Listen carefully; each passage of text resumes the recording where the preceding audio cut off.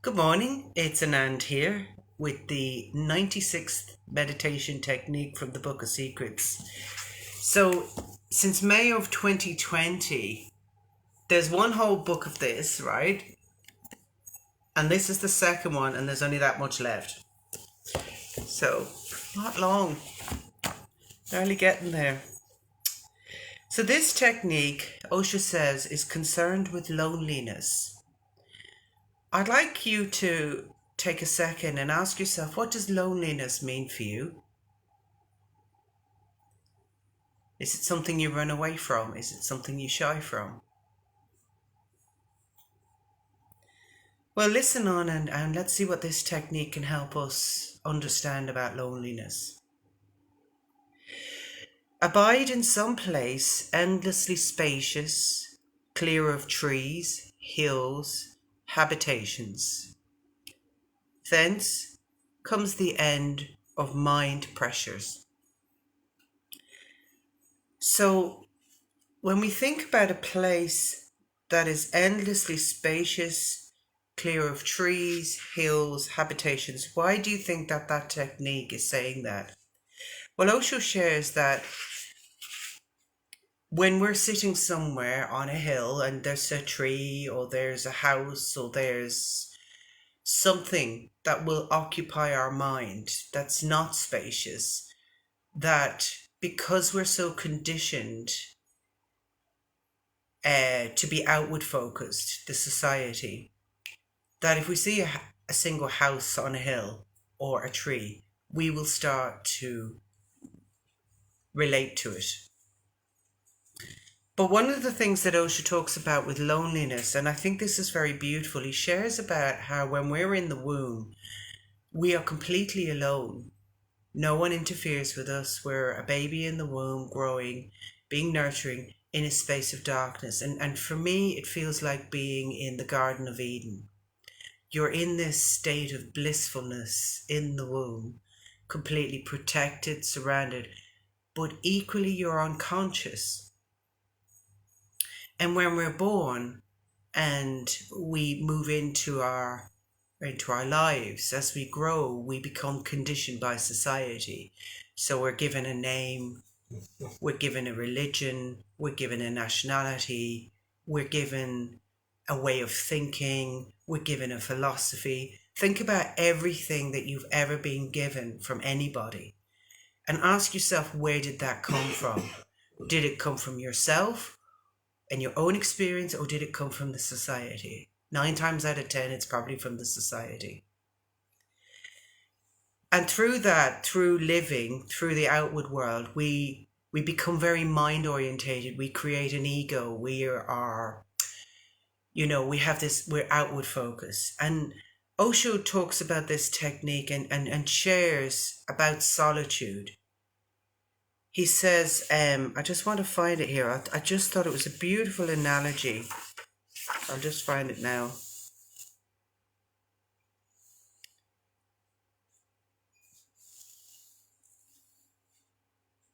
Maybe it's on the next page.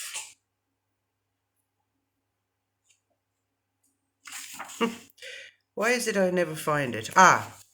Here it is. He goes, you have a history. That history is accidental. And you have a nature. That nature is non-historical. You are born on a certain date to certain parents, in a certain society, in a certain age. You are educated in a certain way. Then you enter a particular profession, you fall in love with a woman, you have children. These dramas are beads, events, history, but deep down you are always alone. And if you forget yourself completely because of these events, you have missed the very purpose of being here. You have lost yourself in the drama, and you have forgotten the actor who was not part of it, who was just playing the role. Because Osho says, just below the turmoil of events, that aloneness is there. And he uses the mala as an example. So the thread that holds the mala is our aloneness, and the beads are the events. And we become very focused on the beads, and we forget about the thread. and the thread is the thing that runs through us all. And this technique is going to connect us with our loneliness or aloneness. And there are a few ways that you can do this. You can find somewhere very spacious with no hills, no trees, no houses. And I was thinking about this and thinking, where can we do it? So one place that comes to mind is a desert. Or one place that comes to mind is somewhere like a very snowy landscape where there's nothing to see. Or a third option is zazen, silent sitting, where you can sit silently with your eyes closed, or you can sit facing a wall. And it's not about you looking at the wall, it's about the wall is a blank canvas to help you reconnect with your inner aloneness. And one final thing before we do this together is, so if you want to sit and look at a wall, or if you want to just close your eyes, but one of the things, or if you're in a place where there's nothing to catch your attention, that's another option. But Osho says about this that this is a technique, it's not a way of life. So we all need to go into our aloneness. We all need to discover who we are in our aloneness, because we don't actually know who we are whilst we're in the world, because we're so busy getting told who we are. So you can take that opportunity, whether it's for a few days, a few weeks, a few years. But remember that this is a technique, not a style of life. So don't become a monk, he says. Don't become a nun. Don't move to a monastery to live there forever. That is nonsense. If you live forever in a monastery, you will never be able to know whether you have attained what you have attained, or whether the monastery has just given it to you. Because if we are, whilst we're in the marketplace, if we can be with our aloneness whilst going about our day-to-day living, that means we've attained into our aloneness. So, for about 10 minutes, let's close our eyes or find a spacious place or a wall and connect with our inner loneliness, our inner aloneness. And it'll end when I hit 3 bells.